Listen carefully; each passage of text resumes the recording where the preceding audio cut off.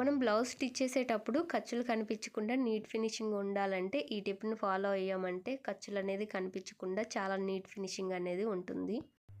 మనం నార్మల్గా అయితే లైనింగ్ సైడ్ స్టిచ్ అనేది వేస్తాము, సైడ్ స్టిచెస్. అలా కాకుండా మెయిన్ ఫ్యాబ్రిక్ సైడ్ చివరిలో ఒక స్టిచ్ అనేది వేసుకున్న తర్వాత ఇప్పుడు రాంగ్ సైడ్ అంటే లైనింగ్ సైడ్ తిప్పి ఆ తర్వాత మనకి హ్యాండ్ లూజ్ ఎంత ఉందో మార్క్ చేసుకోవాలి. ఇలా మార్కింగ్ చేసిన తర్వాత స్టార్టింగ్ స్టిచ్ చేసేటప్పుడు మనం రఫ్ అనేది లాగి ఆ తర్వాత స్టిచ్ అనేది వేసుకోవాలి.